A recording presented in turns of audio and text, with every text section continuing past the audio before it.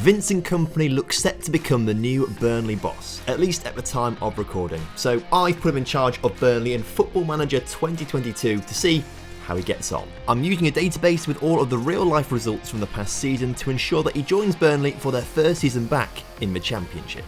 We're going to come back at the end of each season to see exactly how he's got Burnley performing, the transfers that he's made, and crucially, if he's still there. So without further ado, let's get into it. So one season gone and Vincent Kompany is crucially still at Burnley, which does suggest that things have gone pretty well. Although dropping down to the Championship, you would expect a team like Burnley to be able to bounce straight back up immediately. And looking at the league table, they have been able to bounce back up immediately, finishing with 102 points and top of the table. Interestingly, Birmingham City also promoted alongside them. That feels like the bigger shock from this video so far. A quick look at the top player stats as well shows that Wout Weghorst finished with 35 goals in the season. Not quite as many as Mitrovic, but looks like they've maybe signed Broha from, is it Southampton he plays at?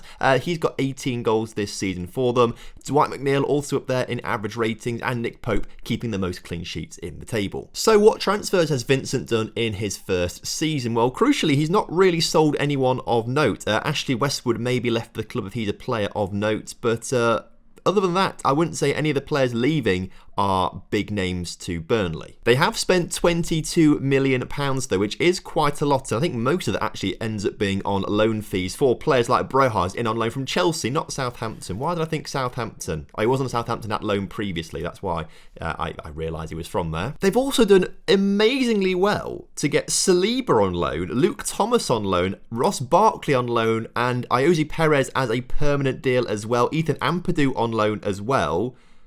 And Harry Winks signing permanently as well, even Sergio Rico signing in goal. They've made some outstanding transfers. Okay, so no wonder they won the Championship with over 100 points. Now sadly we can't see the tactics too well, but it looks like they have been playing as a 4-4-2 most of this season. And to be fair, it's worked pretty well for them, hasn't it? They even reached the quarterfinals of the EFL Cup and the FA Cup fourth round, so I guess decent enough cup runs. But I'm sure Burnley fans up and down the country will take this as a first season if this was going to happen in real life. And at the end of season one, I actually have a world exclusive for you.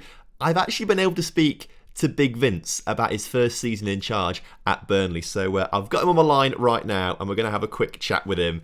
Vincent, how's the first season gone? You've had some issues with the balls. Oh, not those balls. Okay, well, I think the sponsors of today's video might actually be able to help you out. Support for today's video is brought to you by Manscaped, the best in men's below the waist grooming. Their products are precision engineered tools for your family jewels, and the Manscaped Performance Package is the ultimate men's hygiene bundle. Join over 4 million men who trust Manscaped worldwide with this exclusive offer for you with 20% off and free shipping with code TomFM at manscaped.com. So Manscaped sent over their Crop Preserver and Crop Reviver. Never before did I think I needed cream and spray for my balls, but I'll be honest, it's genuinely changed my life. They feel incredible after I've used them. They've also got a really nice, quite a fresh smell to them, which is really nice actually. So for me, I do think actually the Crop Preserver might be the very best product that Manscaped sent over to me. It changed my hygiene routine massively. I love it. Get 20% off and free shipping with code TomFM at manscaped.com. Doing so really helps your balls out, but it also really helps me and the channel out as well. So unlock your confidence and always use the right tools for the job with Manscaped. Yeah, 20% off. It's pretty decent, isn't it, to be fair? They've been very kind to give my viewers that offer. Yeah, great. Well, I'll speak to you soon, Vince. Good luck for the rest of this simulation, and we'll speak to you soon. So, into Season 2, and Kompany still at Burnley right now, as you can see, with some of his attributes improving just a little bit as well. And I tell you what, he's done a pretty decent job. His first season back in the Premier League with Burnley, they've come 9th in the table, with Wout Weghorst scoring 21 goals. That's mental. I mean, Big Bad Wout looked like a pretty decent signing for Burnley when he joined them in January, but I don't think anyone expected him to be this good. I feel like FM is doing him a bit of a favour making him this good, but 56 goals in 83 league appearances is an insane return. Again, let's have a quick look at the transfers that have come in and out of Burnley, and as we can see, they've sold £33 million worth of players, James Tarkowski to West Ham being the biggest transfer out there. But on the inside, they've signed the holy trinity of defenders, Jeremy St Just and Tommy St Jargo. I mean, there's some very long shirt names there on the back of those shirts. I also think they've made a really astute signing in Tejas Magno. He's a fantastic young Brazilian player. Samuel Lokonga from Arsenal seems like a really solid signing. Marco Balat always turns out very good in Football Manager as well. I can't say I know too much about Pedro or Matthias Norman, but having a quick look at them, a CDM looks pretty solid, no real weakness to his game, and Pedro, a Brazilian striker, looks very good with his finishing, first touch and composure. And got 16 goals this past season for them in the Premier League. Okay, a very good signing. Tactically, again, looks like he's lined them up in a 4-4-2 from what we can see right here. So again, the 4-4-2, the Mike Bassett style of play, working well for Burnley. Cup runs, not very good this season. Knocked out in the EFL Cup third round by Watford, and then in the FA Cup fourth round replay by Crystal Palace. So racing into season 3, Kompany still at Burnley. Has he been able to improve on that ninth place finish from last season? Again, attributes are still increasing. Tactical and technical up from 14 up to 15 now, so he's getting better and better as a manager. Burnley, though, have dropped. They've dropped to 12th in the Premier League, so not quite as good as a season. I think they've dropped about 10 points from the last season as well, by looks of things. I think, were they at 56, 57 last season? That would be enough for 8th place this season had they got them from the season before. But again, it's a solid mid-table finish for Burnley. I think they'd be pretty happy with that. No one on the top scorers or assisters this season, though. Tejas Magno, the young winger, is on the yellow cards one, though, which is a bit interesting. He's a very, very good player, though. Will turn out to be quality in real life, I reckon. And for a third season in a row, we are seeing an increase in the transfer fees as well, both in and out. So they sold £70 million worth of players. 56 of that came from a sale of Dwight McNeil to Manchester United, and £13.5 million as Ayoze Perez leads to Almeria. Interestingly, they they let Marco Balat go out on loan for £1 million loan fee, which is surprising because he always turns out to be a pretty decent player. In terms of the ins, though, the first name that I recognise is Wilfred Zaha for £12 million or £13 million or so. Isaac Johannesson, a young wonder kid winger,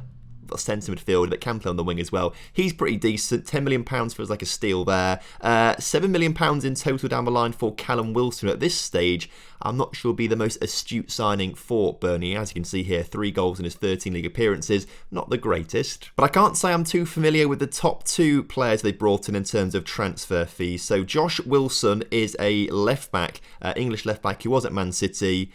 It looks pretty decent, to be fair. Good crossing and dribbling, good pace acceleration, like a perfect sort of wing-back you'd imagine. And Valentin Rossier is a wing-back on the other side of the pitch, who again has got decent crossing, dribbling, pace acceleration, good work rate. So again, a very good wing-back. But obviously, all these transfers were not enough to improve on their 9th placed finish. Once again, they lost the EFL Cup third round, this time to West Brom. They'll be quite upset and disappointed about that. And if we scroll down, they got to the FA Cup quarter-finals.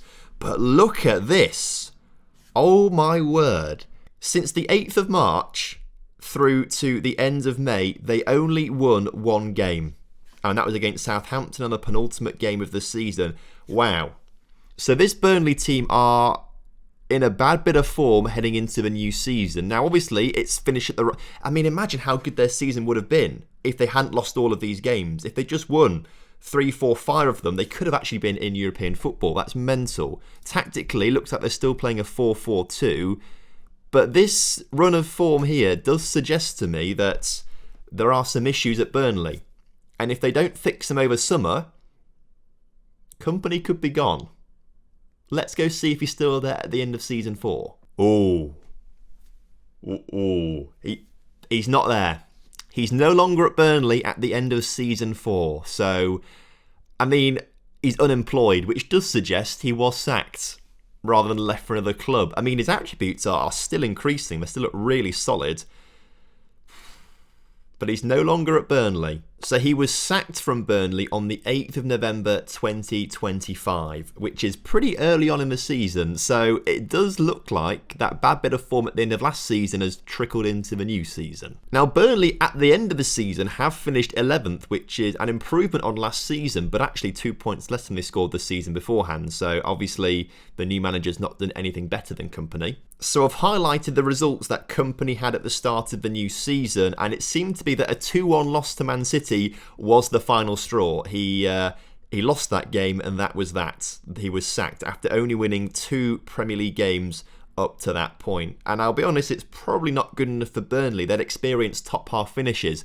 If they had a better end to the season before, European football potentially. So I can see why the board have maybe got cross with him and sacked him. So on the outside, I'm highlighting the players that he got rid of, which include Marco Balat, the guy he bought in not long ago. Solly March left the club as well, and Maxwell Cornet also left the club. They're the sort of big money players leaving. On the inside, we're looking at these players who he brought in. So Mounier from Lille is not a bad signing, to be fair, but he's not really invested massively in the rest of the squad, and clearly there was a bit of an issue with the team, hence why they lost so many games at the end of the previous season. Those issues were not addressed properly. That's why he's been sacked. But I mean, he does leave the team in a pretty decent state, I must say. There are some pretty decent players at the club, albeit on the older side. There are not many, there's 4 players under the age of 23. Then you get to players 24, okay, maybe it's a bit more evenly distributed, but there are quite a lot of players over the age of 30. If we flip it the other way around, you can see all of these players over the age of 30.